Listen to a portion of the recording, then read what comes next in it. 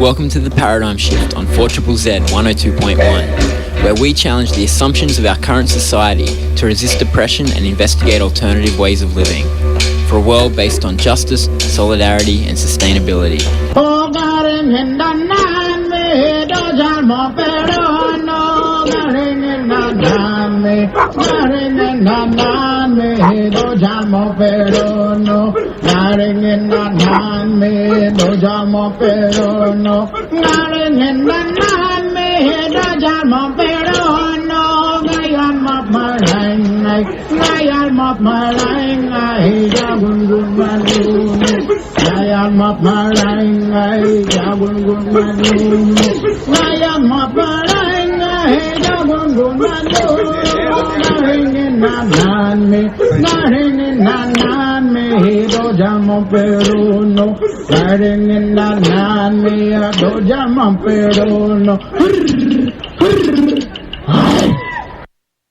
Welcome to the Paradigm Shift on 4ZZZ 102.1 FM, your local community independent radio station.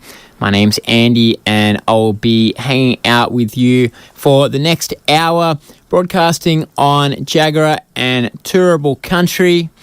And today on the show, I am going to be chatting to Katherine Gibson. She is one half of a radical academic author called Gibson-Graham. You will hear, amongst other things, the explanation of why the two of them chose to write as one author. So the other half, Julie Graham, has passed away, sadly, but they did write in the late 90s and the 2000s, wrote several books, theorizing around capitalism and alternatives to capitalism, specializing in their theory of diverse economies, about already existing alternatives to capitalism that actually are already part of our lives. And so that's broadly what we're going to talk about. We cover quite a lot of ground over the course of the interview. Their books, the academic books, are extremely dense and esoteric, but I think the conversation mostly will be pretty understandable to anybody. And they have written one book that they call a popular book, which I think is called the Community Economy Handbook. But you'll hear all about it. So let's get into it. Let's have a listen to Katherine. She's got plenty of ideas, and we've only got an hour to get through them all. My name's Katherine Gibson, and at the moment I'm a research fellow at the Institute for Culture and Society at Western Sydney University. I'm a geographer by training, and I've worked at a number of different universities around Australia, and I'm also a member of the Community Economies Institute, which is a not-for-profit organisation that is focused on the kind of activism and research that I do. And you're also an author, or half of an author. More specifically, your most well-known books have been written as one half of the collective author Gibson-Graham, which is quite an unorthodox approach to writing. Do you want to start off by telling us why and how you wrote this way? Yeah, sure. That is the amalgamation of my name, Katherine Gibson, and Julie Graham, who was a dear colleague of mine who sadly died in 2010. We were actually graduate students together in the US and started working together in the second semester of our graduate program, writing papers together. And a number of years later, we were dealing with the whole academic thing of, who's the first author, who's the second author, and I was in Australia and she was in the US at this point. And it was the time in the early 90s of postmodernism where there was a whole questioning of who the author is and what the authorial voice is and so on. And so we were playing around and decided, why don't we just put our names together? Then we don't have to keep, doing this whole thing of who's first author, who's second, who's the theory person, who's the empirics person, all that kind of way in which people try and read into orders of names. So we just kind of dreamed this up as a fun thing. At that point, we were both quite secure in our jobs, so we didn't really care about, issues around promotion and so on. Once we did it, everyone was shocked, and it kind of gave us a bit of notoriety, I suppose, as well. But we just continued and enjoyed the whole experience of trying to tip at the whole idea of, who is the main author and what is the authorial voice. It's always a collective relationship in a way. It's always something that you're negotiating with others. Ideas are always, being shared and so on. So it brings that whole process up. And then when Julie died, I continued to publish under that name whenever it was work that was part of the kind of opus that we had developed together. So I still do publish under that name, but I also publish under my own name. And I guess it's part of our way of trying to take a more playful relationship to knowledge production. And that was embodied in the name. Could you tell us a bit about what you wrote or what you continue to write and the themes that you've covered? Yeah, sure. Well, we were trained as political economists, so as really Marxist economists. And at that time, in the late 70s, 80s, the big issues for social science was kind of restructuring of the world economy and the fact that there was deindustrialization happening in certain parts. We were located in the northeastern part of the US, so there was a lot of factory closures, and there was a kind of attempt to try and understand what was going on in the global economy. And there was basically most of the analysis was about capitalism and the crisis of capitalism and how capitalism was re-regulating itself and changing its nature and relocating and all this kind of stuff. So we found ourselves doing more and more work kind of documenting what capitalism was doing. And we got more and more worried that by doing more of that work, we weren't actually thinking about transformation. Like, we weren't thinking about how do we actually change the nature of the economy we live in. We're just kind of looking at every new thing and going, oh my God, look at what they're doing now. They're relocating to Asia. They're looking at cheap labour here. They're figuring out different ways of doing supply chains and so on. So it became this, we kind of realised that our kind of approach was just shoring up this system rather than starting to think otherwise. So we coined the term capitalocentrism, the way in which capitalism was always set up as the ideal economy and that anything else was never going to match up. And at that point, the Soviet Union had fallen, there was no so-called socialist alternative in the world. So the left had lost their sort of vision of a different pathway.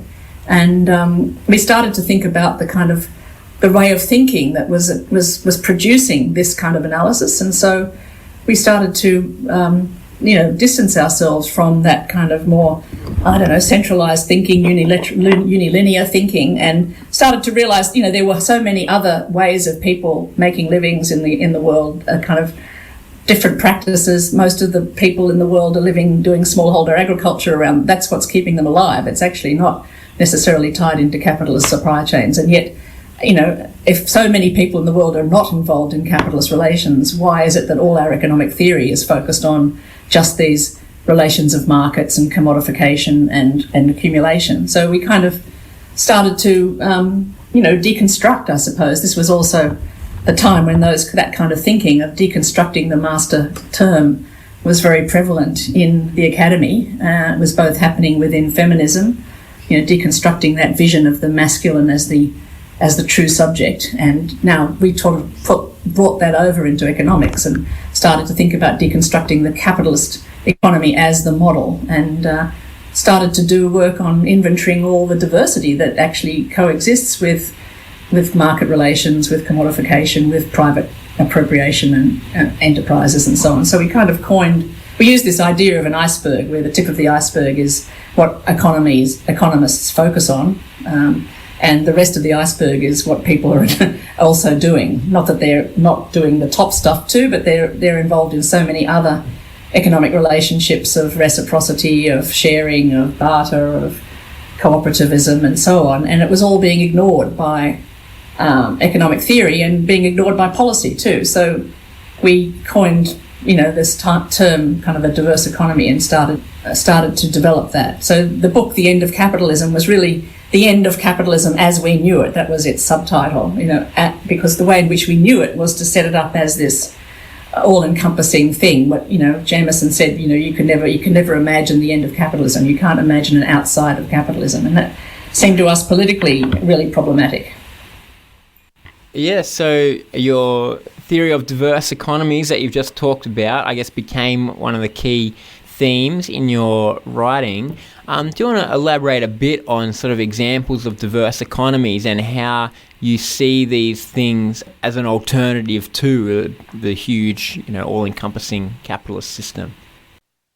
Well, I guess one of the strategic moves we make is to sort of look at economic practices rather than systems. So once you move to, Well, hang on. I cut out my question there. Let's go back. It's been a little bit of a scramble this morning. As I said, I had a few computers. Hopefully this one has the my question on the start of this one. Well, I guess one of the strategic moves we make is to sort of... I think the question that I asked here to begin with is what are some of the examples of diverse economies that they talk about? I think from memory. Sorry about this. The normally seamless paradigm shift has gone off the rails. Well, I guess one of the strategic moves we make is to sort of look at economic practices rather than systems.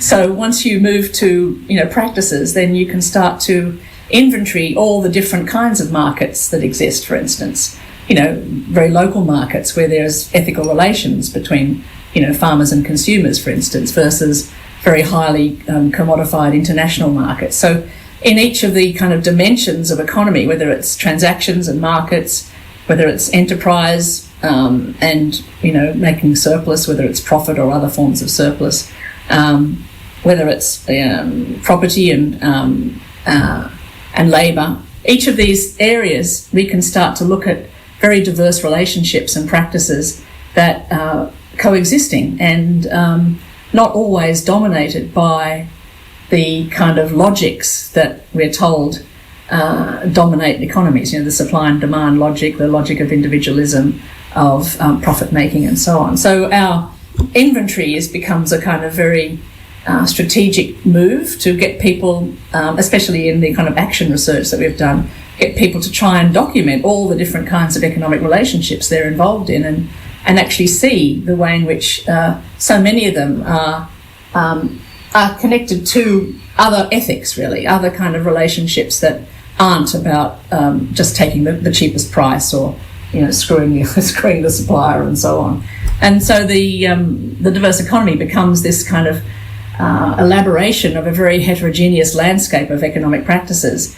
And then out of that, we kind of think, well, which are the practices that we want to strengthen? Which are the ones that we feel making a living, making well-being develop? And so what the idea of a community economy, which is the other kind of term that we've coined, is really a kind of intervention to try and say, how do we put these economic practices together and connect them so that we could have a more equitable, sustainable economy? And of course, there's so many examples of the community economies, whether historically or contemporarily. And once you start looking, you realise they've largely been ignored. For instance, in the US, the black communities have always had community economies that have supported their livelihoods, ways in which they've had food food networks, they've had co-ops and so on.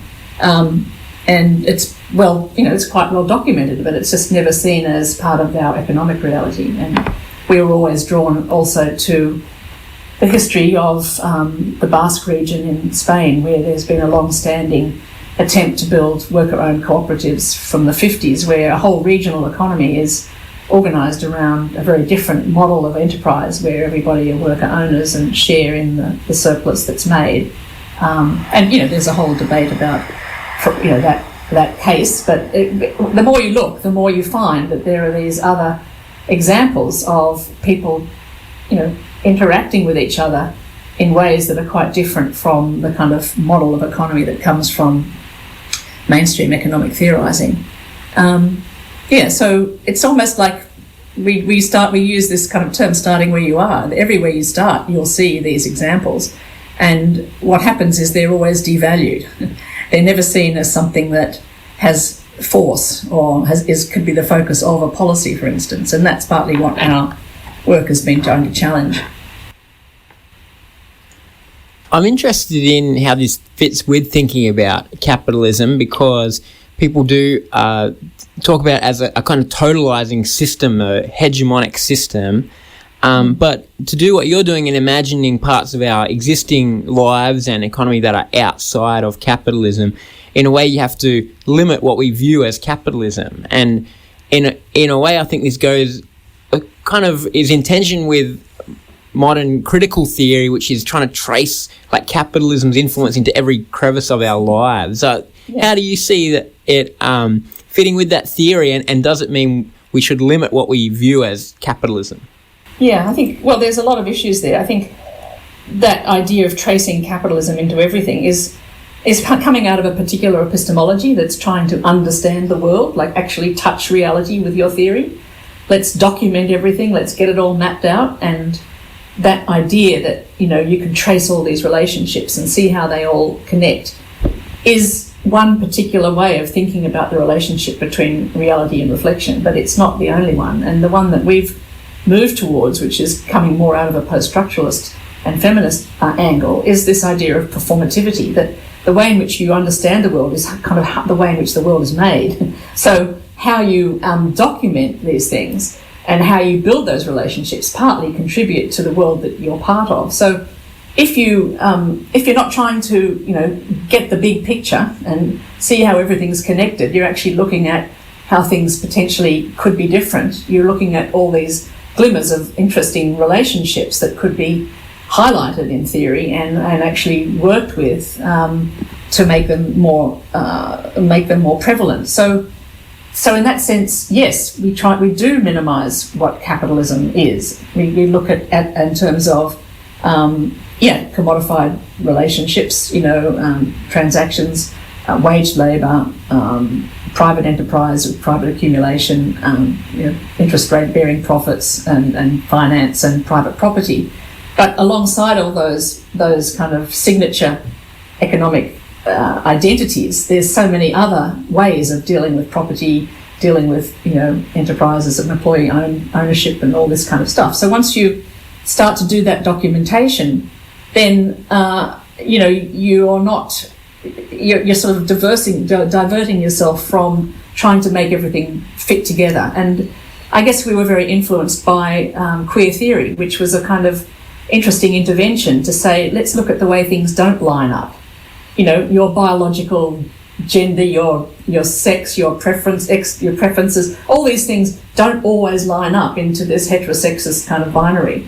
They all are all over the place. And why don't we do that in economy too? Like, why can't we unline up all these things, And so that was a kind of thinking strategy that we imported in a way. We used that kind of way of undoing things to try and say, well, what emerges when you start to see how, you could have people selling commodities in small markets, but actually doing so with regard to what the farmer's going to get at the farm gate so that they have a living. So community-supported agriculture, for instance, there's a whole different relationship there than the way in which the supermarkets are dealing with farmers, And there are options that we could be supporting here as opposed to going with the so-called capitalist model. So it is about, taking the chance to challenge that hegemony, and challenge the way thinking has produced that hegemony. The way in which neoliberalism was developed and was pushed by philanthropists, by, Milton Friedman and groups that kind of got together to kind of come up with a new paradigm. These are interventions that created theory. They're not something that's just reflecting the world out there. They're actually interventions that were quite politically motivated, and we need to kind of see economic theory in that light. The classic kind of theorising about intervention into capitalism, going back all the way to Karl Marx, would suggest that what you need to do to challenge capitalism is for workers to seize the means of production in some way and have this kind of a conflict, and that anything else is ultimately not challenging capitalism, whereas your theory is more about finding these things around the edges of the system. How do you think these two theories compare? Well, I guess I'd challenge the edges of the system issue, but anyway, I think you're right. And the big problem with the working men's movement was that they sold off. They took the route of getting the franchise for men as opposed to getting worker ownership at a certain point in the 19th century. At some point there was an interest in worker-owned factories and taking over the means of production, but they kind of got hoodwinked and decided they'd go with electoral politics instead. And so in the union movement, there's been very little interest in ownership of the means production. I mean, there was interest in state ownership at certain points, but that was also, that's been challenged. So the actual politics of taking over ownership of means of production has been very minimal in the working class movement, and that was one of our problems. Why is it that we don't have more interest in cooperatives? There's been a historic, standoff between the union movement and cooperatives, worker-owned cooperatives, and that was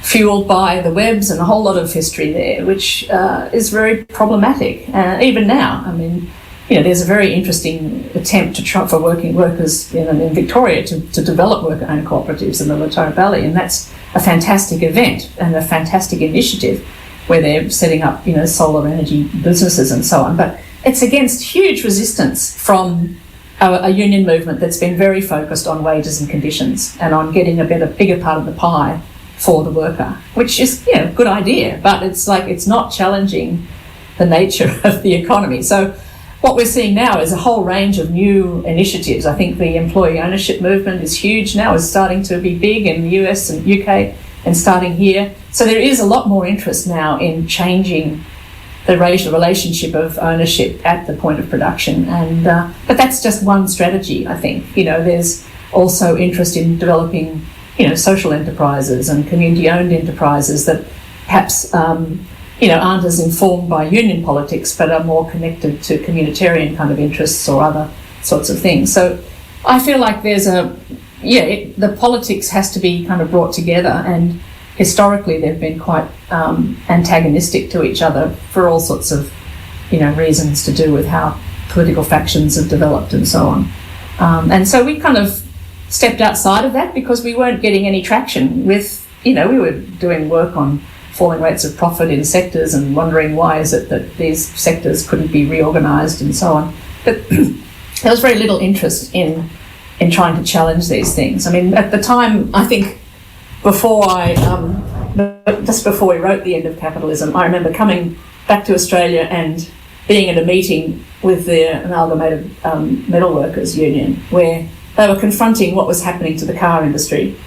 And, Laurie Carmichael, who was a firebrand communist, was saying, well, we just need to get our part of the world car. We need to get our bit in Australia so we can keep in the system, And I just thought, well, gee, if that's the most kind of progressive left theory, then maybe we need to be thinking beyond that a bit. And as we know, 40 years later, the whole thing's collapsed because the car industry finished. But, it did buy 40 years of employment for people, and that's not to be sneezed at. So I'm not sort of black and white on these things, but I think there needs to be a wider discussion about transformation, and that term transformation rarely gets used in economic thinking, and yet it's clearly what we need. It's what we need in terms of dealing with climate change and just our lifestyles in this country and so on. But yeah.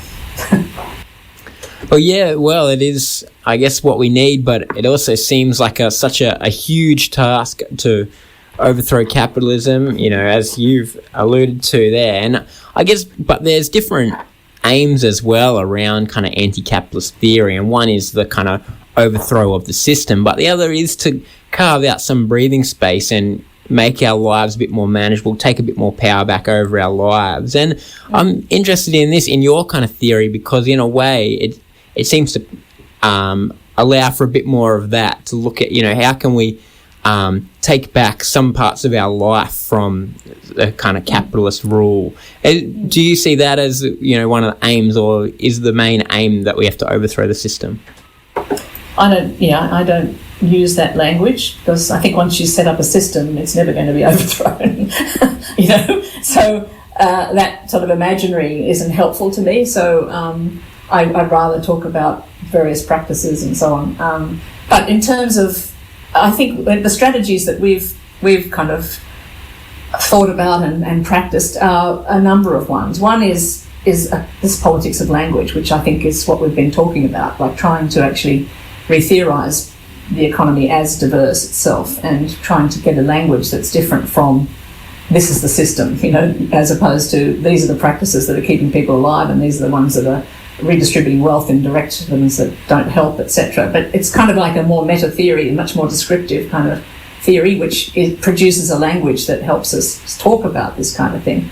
But the other strategy that I think we've employed, and certainly in all the action research I've done, is really to think about the economic subject and how we are enrolled as individuals, as people, into something called the economy. And once you start to if you talk to people about the different economic subject positions they have, you'll notice that everybody has multiple. They're a family member, they're a carer, they might be a volunteer, they might be a wage labourer, they might be a manager, but they're multiple things, and each of those subject positions has a very different relationship to others and to kind of practices. So what we've been interested in is how do we start to develop different kinds of economic subjectivity, and actually we don't need to start because they're already there. People are already doing these things, but they don't see them as economic subjectivities. They see them as, that's what I do at home, for instance. So part of our work is to sort of look at selves as already multiplied and think about, well, if you were to kind of support your carer's role more and the community, your volunteer role, because it gives you actually more pleasure or more well-being, what would we need to do around the wage labour side of things? Like, would a basic income intervention actually help? So you can start to say, what kind of lives do we want to lead here, and why get totally focused in on this one economic subject position of the greedy individual, which I think is the way politics at the moment is kind of interpolating us. It's telling us we all want tax cuts, we all want more money, we all want this, we all want to, we don't care about others, we just want our cost of living to be less, etc., etc. And so it drives people into a kind of very individualised and dissociated kind of relationship to others, as opposed to the ways in which we could be building mutual aid, supporting each other, and people are already doing that, but bringing that to the fore. I think during COVID there was a lot more interest in showing how people were doing that, and obviously, whenever there's disasters and all that kind of thing, everyone just goes, oh, look at how everyone comes together and all this. But, this is always happening. It's just that it's not seen as an economic subject position. So I think that is a whole intervention, and it looks at the relationship between economics and affect and emotion and connection, and it leads then to thinking about what kind of actions could we take, which is the interest we have in collective action. One could argue that we're becoming more and more individuated with social media and so on, and other people are kind of saying, well, no, there's also very interesting networks that are developing that are taking action, and how might we start to use those in a more transformative way. Well, that does lead me to my next question, which is about collective action, which, in your theorising, a lot of the alternatives that we're talking about, they are to do with working cooperatively with other people, and yet, our society, people live alone more than ever, and we only seem to get more kind of atomised and fractured. And so I guess, that's a question to preempt any of these economic changes. Do we need to start to relearn the skills of working together, the community skills?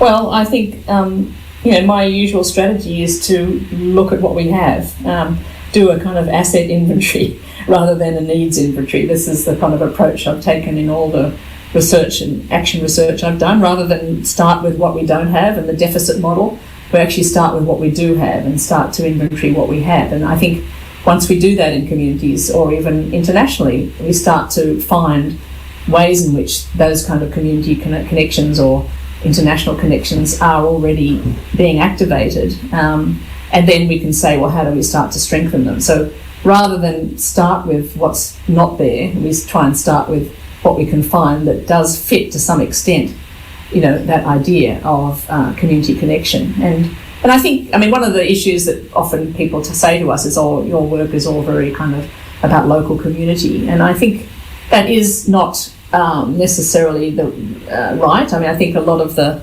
projects we've done have been in communities, facing economic challenges. But there is interesting work within our network that's taking place at a global scale. So, for instance, the way in which the whole agroecology movement is actually intervening now at the UN level around food security is a kind of very different way of bringing community agriculture to the fore at an international forum. And one of our colleagues is doing work on that to show how, participation by peasant farmers at the UN is actually changing the nature of how agroecology is being seen. And agroecology is very much built on having more relationships between natural processes and cultural and economic processes. So, yeah, I think, in a way, the world is our oyster. There's lots of stuff going on. There's lots going on around commoning, the whole discourse of trying to common property, and it's happening both in the kind of software area and development of new data. A lot of people are interested in new relationships to data. It's not something I'm that familiar with, but I'm interested in the whole kind of relationship between private property and who gets to use it, who gets to take responsibility for it. How do we kind of open it up so that communities can actually shape how property relations develop? And there's a lot of interest in that kind of work around the world too. So I feel like, there's work to be done. And if you don't look, you think there's nothing there. And it's easy to feel very downcast. And of course, the world is in a pretty bad state at the moment. So it is hard to always try and look for the positive. But I guess that's just been the strategy we've tried to adopt. So another thing, I guess it's 20 years since you wrote Post-Capitalism, and capitalism has changed a lot in that time, particularly the rise of tech or data capitalism. Do you think that your ideas need to be adjusted to fit to these circumstances? Yeah, I think, I don't know how to think about that to some extent. Yes, there's been a whole rise of a new kind of entrepreneurship, and obviously data as a commodity and buying and selling it and making money out of it. And of course the whole financial sector has also boomed and grown and become such more of a part of our economy. So that, in a way, the old sort of Marxist vision of production and commodities and stuff is kind of very left behind these days, that so much of our transactions, at least the ones that get reported on, are really around the financial sector and then this kind of, the data economy. Yeah, I think there's work to be done to think about what is a kind of a ethical relationship to that. And a lot of the critiques that are happening at the moment around the way these big entrepreneurs are working, I think, are coming out of a need to do that. There's also some interesting movements, I think, to try and use the technologies that have developed, Bitcoin and all these kinds of things, to try and start to develop non-profit oriented transactions and markets and so on. So there is a lot of innovation that's going on within that sector of people who, don't like the way things are going and are trying to think about using these new infrastructures and so on in a different way. And it's something that people in our research network are involved in. But I guess I feel like I would resist the idea that as capitalism changes, we have less ability to, or as capitalist activities develop, we have less ability to interact, to try and think about how to make them more just. I think that is a bit of a defeatist perspective. I think one needs to do the analysis and start to think about what strategies could be adopted and how maybe state regulation is going to be very important. I think there's ways in which these new markets are going to have to be set up and regulated by various authorities and so on. And so being involved in those conversations, I think, is pretty important, and not separating yourself out and saying as soon as you get involved with the state, you're going to be co-op. I think we need to do the work of tracing these relationships and thinking about where interventions can be made, where new laws could be set up, and so on, to try and regulate the content, or how the content is distributed, or how the profits are distributed and so on. But I think it is a challenge, and that's definitely one of the frontiers, I think, for people thinking about trying to move kind of economics into a more sustainable kind of mode. I always kind of think about, though, that, you know, there's a sort of proportion of the world tied up in this financial sector and this data economy, and then there's the rest who are, you know, making a living on a farm. And how do we kind of put these two things together, you know? There's so much focus on this one part over here. To what extent it's kind of driving everything, I resist. I'm interested in multiple entry points, I think, for trying to work on building more livable futures, which is kind of what we're interested in. Well, let's finish on a practical note and ask, for people who are listening to this and who are looking to resist capitalism in their lives, where do you think we should start? One way would be to start with the kind of exercises that we laid out in our book, Take Back the Economy, which is very much a popular book. It's a book for people to use in groups, you know, with friends, to start looking at their lives, looking at the different kinds of work they do, the different kinds of enterprises they're connected to, the different transactions and supply chains they're embedded in, the different kinds of property relations they're involved in. It kind of helps you unpack all the kind of diversity in your life and start to say which of these relationships are ones that I think are generative, are producing well-being, are producing connection to others, and how might I start to build those and develop them more, rather than see myself as this atomized unit, you know, that's being dictated to. So I guess I would recommend maybe looking at that and looking at doing it together with other people, because the idea of you know, trying to do this alone is difficult, but trying to do it as a group, thinking about how people might support each other in a neighbourhood, for instance,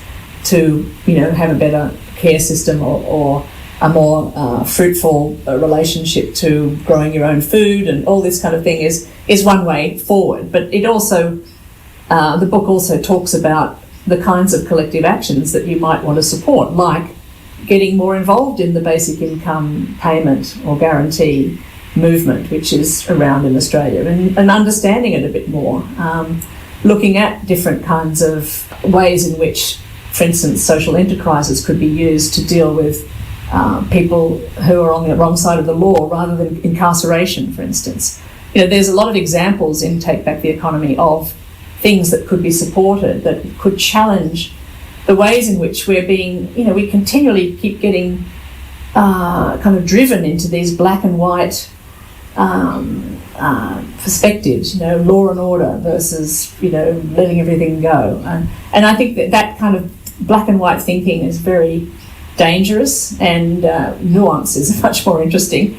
But you need the data, and one place to start is with yourself, with your own life, and look at the diversity that's already there, and see what you'd like to foster. It's not a big agenda, but it's something that could be done at an individual and local level, and could actually then connect to other movements that are happening at a bigger scale. All right, well, thanks very much, Katherine, for chatting with us. And if people are interested in finding out more about your ideas, you've written a lot, how can they find it? They could look at the Community Economies website, which is www.communityeconomies.org. Yeah, I think probably the Community Economies website's the most accessible, and it also highlights the work of the network that I'm involved in, of quite a lot of other people who are doing similar work all around the world, in different communities, using these kinds of thinking strategies and approaches. All right, thanks very much, Katherine. Thanks for inviting me, Andy. It's been a pleasure. That was Katherine Gibson, one half of J.K. Gibson-Graham. If you want to read some of their work, I think all their books are downloadable off that website, communityeconomies.org. The first couple are extremely dense academic language, so if that is your thing, then go for it. If it's not so much, then the book Take Back the Economy, an ethical guide for transforming our communities, is written for the average layperson. over the years, I've heard a few people mention J.K. Gibson-Graham or reference them in things they've written and things like that. And so it was great to contact Katherine and have a chat. I haven't read the books myself. I've tried a few shorter essays and things.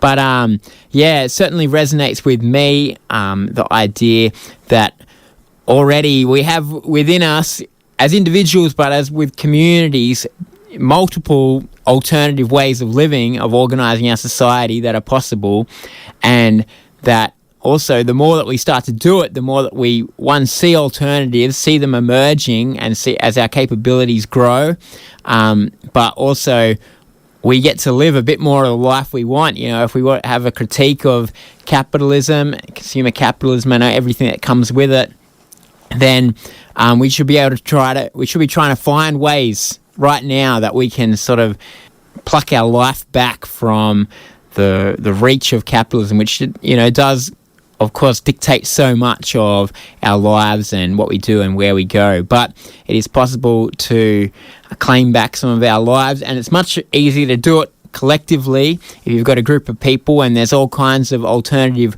ways of living and being that people are trying to do that, to reclaim their lives and investigate all the possible alternatives. So that's what we try to do on the Paradigm Shift 2 every week, and so do tune in again. See you next week.